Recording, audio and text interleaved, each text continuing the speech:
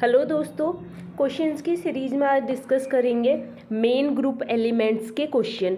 तो first question है the strength of p pi d pi bonding in E O where E, जहाँ पे E क्या है, silicon, phosphorus, sulphur and chlorine.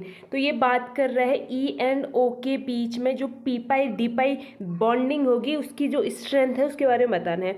तो यहाँ पर देख लेते हैं हमें कौन कौन सी बॉन्डिंग देखनी है।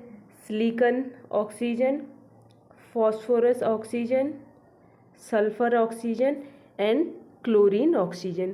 ठीक है, तो यहाँ पे जो P pi d pi bonding होगी यानी कि ये वाली जो यहाँ पे बैक बॉन्डिंग होगी जिसमें ऑक्सीजन के जो लोन पेयर है जो कि पी में प्रेजेंट है वो पार्टिसिपेट करेंगे, ये पी पाई होगा। और यहाँ पे जो सिलिकॉन, फॉस्फोरस, सल्फर या क्लोरीन है इनका जो वेकेंट डी ऑर्बिटल है वो पार्टिसिपेट करेगा। अब अगर मैं लेफ़्ट टू राइट यानी कि सिलिकॉन टू क्लोरीन मूव करूँ तो यहाँ पे जो साइज़ है, साइज़ ऑफ ई यानी कि सिलिकॉन, फॉस्फोरस, सल्फर और क्लोरीन, वो क्या करेगा, डिक्रीज़ करता है।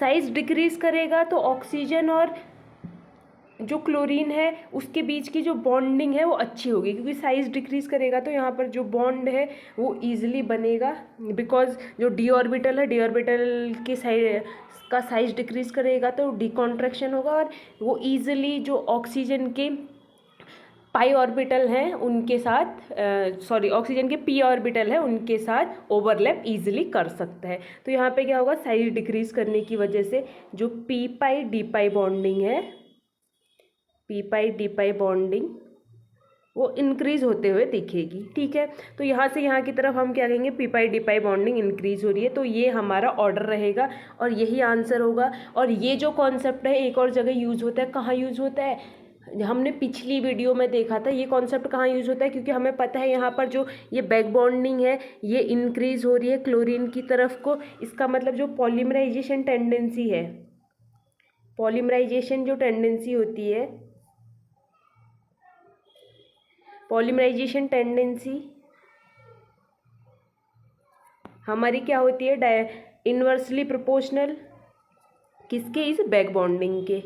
तो यहाँ पे जो बैक बॉन्डिंग है अगर इधर की तरफ इंक्रीज हो रही है तो जो पॉलीमर बनाने की टेंडेंसी होगी, पॉलीमराइजेशन की जो टेंडेंसी होगी वो इस साइड को मूव करेगी, यानी कि इस साइड को इंक्रीज होगी, जो मैंने ब्लू लाइन खींच रखी है। ठीक है, तो क्योंकि बैक बॉन्डिंग क्लोरीन ऑक्सीजन की अच्छी है तो पॉलीमर जो है सिलिकॉन ऑक्सीजन अच्छा बना सकते हैं और सिलिकेट के फॉर्म में ये सिलेट के फॉर्म में बनाता भी है।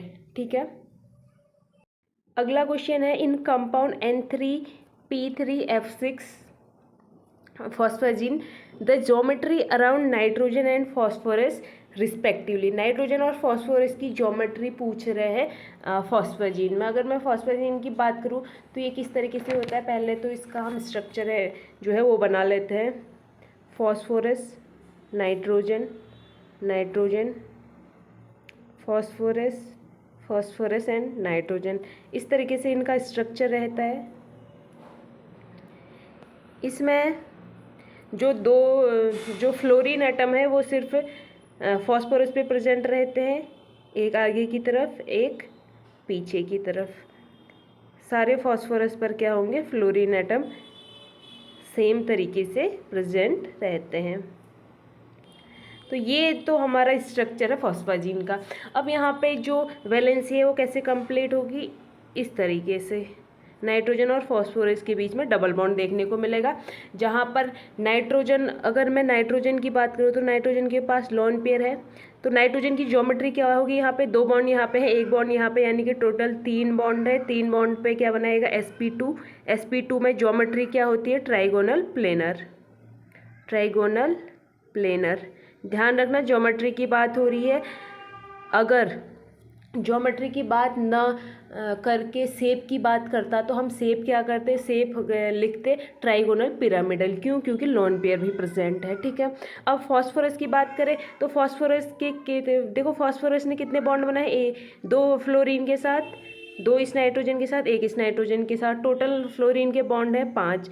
5 में ये क्या करेगा, 5 बॉन्ड है जिसमें से 4 सिग्मा बॉन्ड है, एक पाई बॉन्ड है। पाई बॉन्ड हाइब्रिडाइजेशन में काउंट होता नहीं है, तो यहाँ से अगर मैं इसका हाइब्रिडाइजेशन देखूंगी तो ये sp3 हाइब्रिडाइजेशन देखने को मिलेगा। और sp3 हाइब्रिडाइजेशन में जो ज्योमेट्री होती है वो टेट्राहेड्रल होती है।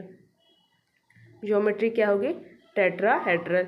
तो हम इसकी ज्योमेट्री देखेंगे तो ये टेट्राहेड्रल रहेगी। तो ये नाइट्रोजन और फॉस्फोरस की रिस्पेक्टिवली पूछ रहे हैं। नाइट्रोजन की ट्राइगोनल प्लेनर रहेगी और जो फॉस्फोरस है उसकी टेट्राहेड्रल रहेगी। यही आंसर होगा। अगला क्वेश्चन है the silicon oxygen silicon bond angle in Me3 SiO Si Me3। Me3 देखो क्या है, यहाँ पे जो स्ट्रक्चर है Me3 Si यानी कि सिलिकॉन, फिर ऑक्सीजन, फिर सिलिकॉन और इससे लगे हैं 3 मेथाइल ग्रुप। अब अगर मैं यहाँ पे बात करूँ तो हमें पता है जो सिलिकॉन है उसके पास वेकेंट डी ऑर्बिटल है। सिलिकॉन के पास वेकेंट डी ऑर्बिटल रहते हैं, सिलिकॉन के पास वेकेंट डी ऑर्बिटल होंगे। और जो ऑक्सीजन है ऑक्सीजन के पास प्रेजेंट होते हैं लोन पेयर। तो ये जो लोन पेयर है वो इजीली डोनेट कर देता है, ये जो लोन पेयर है वो इजीली डोनेट कर देता है ऑक्सीजन सिलिकॉन को। और ये लोन पेयर डोनेट करने के बाद जो स्ट्रक्चर है इनका कुछ इस तरीके से रहता है।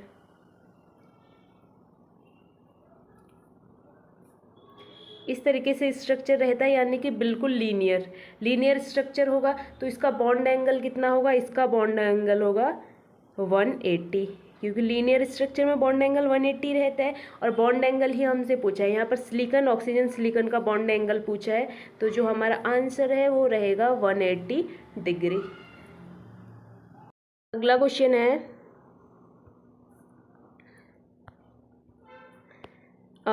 Number of sulphur bond in tetrathionate ion is. Tetrathionate ion में सल्फर बॉन्ड्स के नंबर पूछ रहा है। अब पहले देख लेते हैं कि टेट्राथायोनेट आयन होता क्या है। तो टेट्राथायोनेट आयन की बात करूँ तो सबसे पहले तो यहाँ पे टेट्रा वर्ड किसके लिए होगा? 4 सल्फर के लिए। तो वो 4 सल्फर ग्रुप इस तरीके, 4 सल्फर जो एटम है इस तरीके से लगे रहते हैं। फिर इसमें जो थायोनेट आयन है, थायोनेट सल्फर के लिए यूज़ होता है, सल्फर और ऑक्सीजन वाले बॉन्ड के लिए। तो ये है टेट्राथायोनेट आयन का स्ट्रक्चर। ठीक है, ये टेट्राथायोनेट आयन का स्ट्रक्चर है। इसमें ये पूछ रहा है कि नंबर ऑफ सल्फर बॉन्ड कितने हैं। तो नंबर ऑफ सल्फर बॉन्ड देख लेते हैं। यहाँ पे है एक सल्फर बॉन्ड, एक ये हो गया, एक सल्फर बॉन्ड ये है, 2 हो गए, और एक सल्फर बॉन्ड ये है। तो आंसर हमारा रहेगा, आंसर हमारा एक ये है, दूसरा ये है और तीसरा ये है। तो number of sulphur bond in thionate ion होगा हमारा 3। इस तरीके के क्वेश्चन बहुत इजी होते हैं तब जब आपको ये स्ट्रक्चर पता हो। अदरवाइज अगर आपको स्ट्रक्चर पता नहीं है तो आप इस तरीके के क्वेश्चन नहीं कर सकते हैं।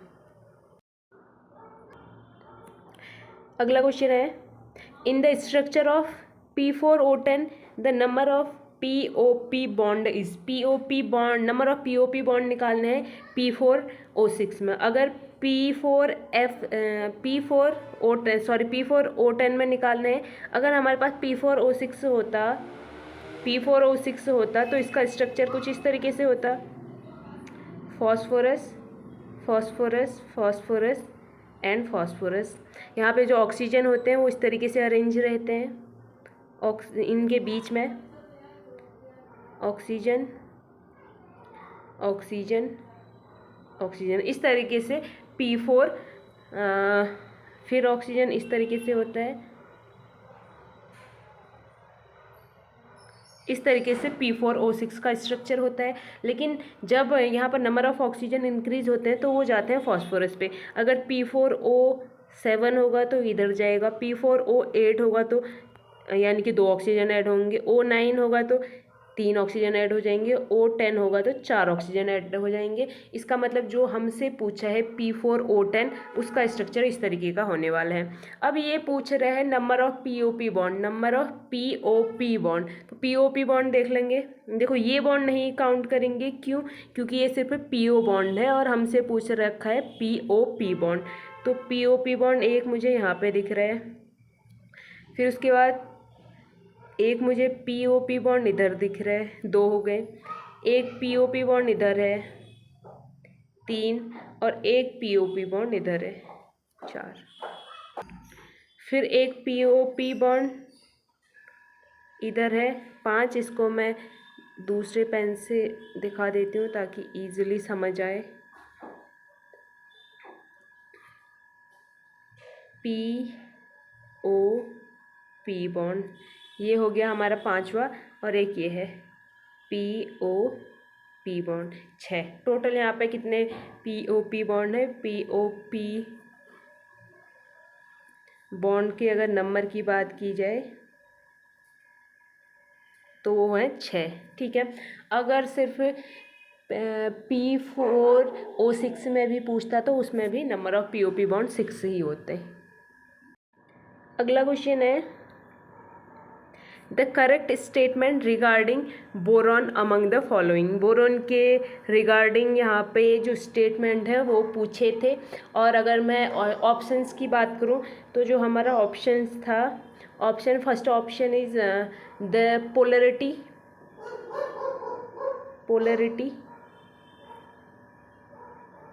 पोलरिटीज़ की बात की थी और कहा था कि जो पोलरिटी है BH एंड CH बॉन्ड की, वो अपोजिट होती है।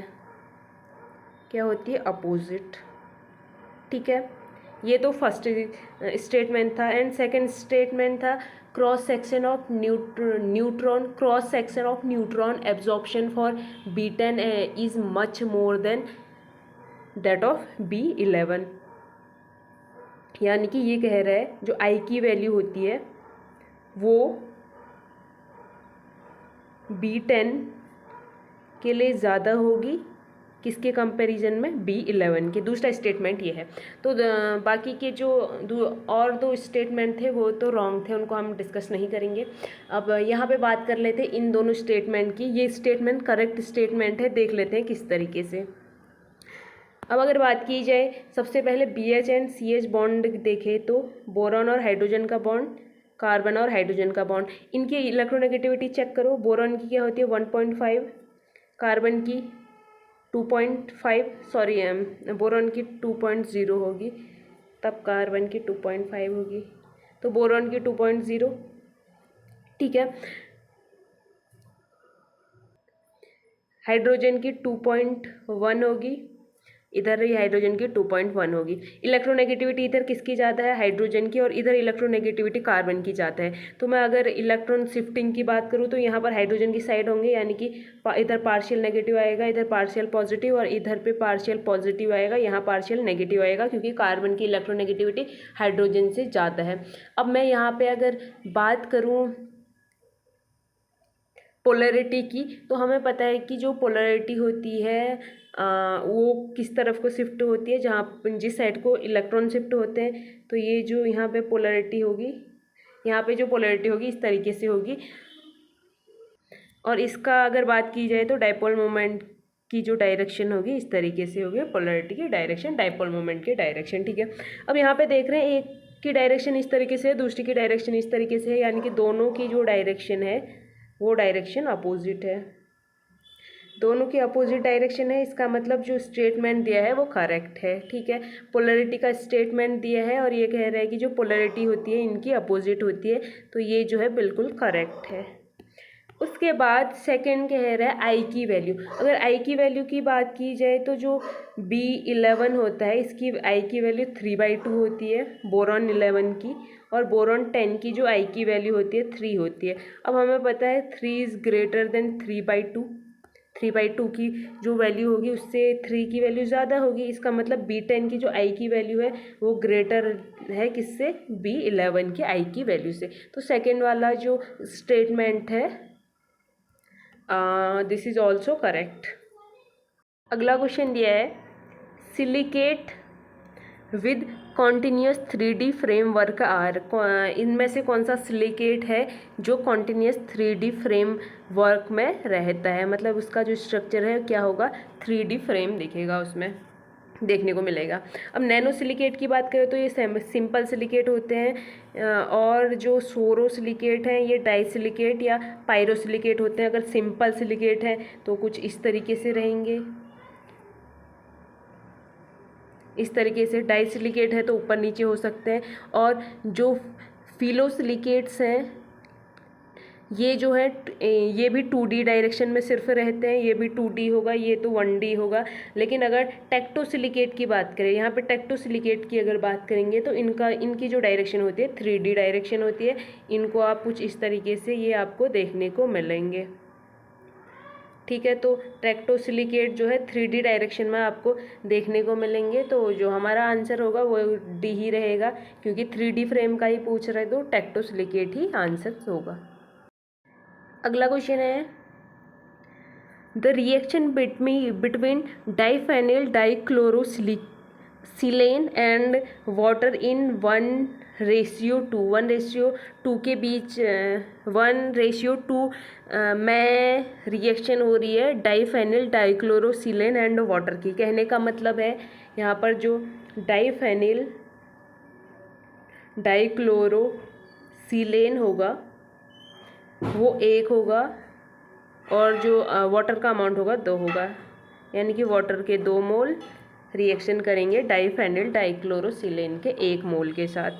अब यहाँ पे ये कह रहा है ये दोनों रिएक्शन करने के बाद A बनाएंगे, then after that 100 degree Celsius temperature दिया जाएगा और फिर B का फॉर्मेशन होगा, और A और B क्या बनेंगे। तो यहाँ पे अगर मैं सबसे पहले बात करूँ तो ये रिएक्शन कैसे होगी, यहाँ से जो OH माइनस है वो न्यूक्लियोफाइल के फॉर्म में आएगा, जो क्लोरीन है वो लीविंग ग्रुप है, निकल जाएंगे। तो यहाँ से 2 OH माइनस, क्योंकि 2 मोल H2 के लिए हैं तो 2 OH माइनस सिलिकेन पर लग जाएंगे और 2 क्लोरीन निकल जाएंगे। तो इसका जो स्ट्रक्चर है यहाँ पे हमें क्या मिलेगा,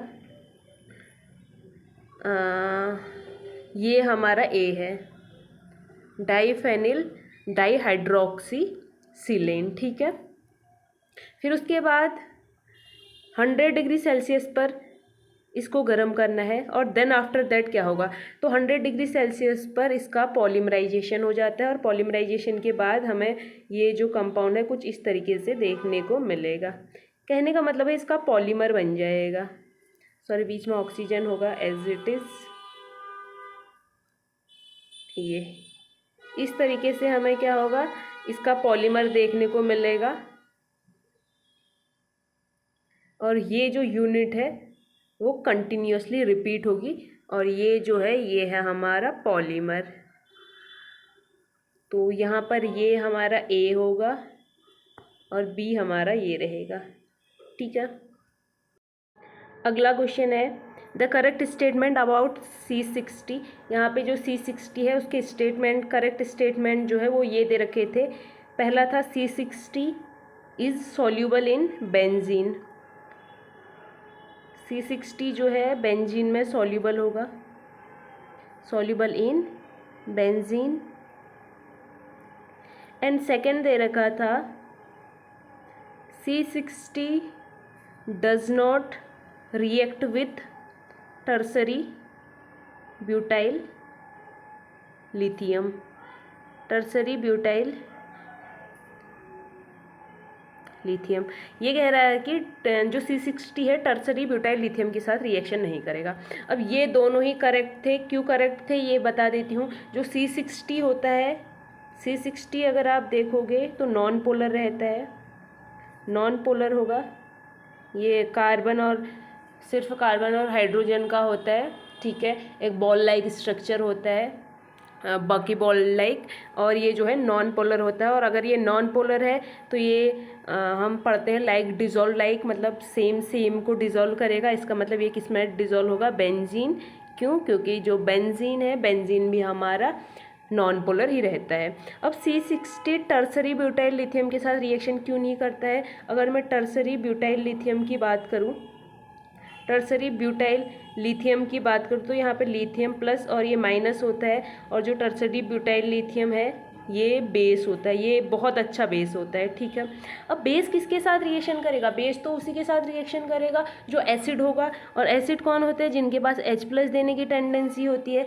लेकिन जो C60 होता है इसके पास एसिडिक एच है ही नहीं। C60 जो है, C60 के पास अगर एसिडिक एच प्रेजेंट नहीं है, एसिडिक एच प्रेजेंट नहीं है, इसका मतलब ये H+ नहीं देगा, और H+ नहीं देगा तो ये बेस के साथ रिएक्शन नहीं करना चाहेगा। ठीक है, तो इसका मतलब हम क्या कहेंगे कि ये बेस के साथ रिएक्शन नहीं देगा, इसका मतलब टर्सरी ब्यूटाइल लिथियम के साथ ये रिएक्शन नहीं देगा।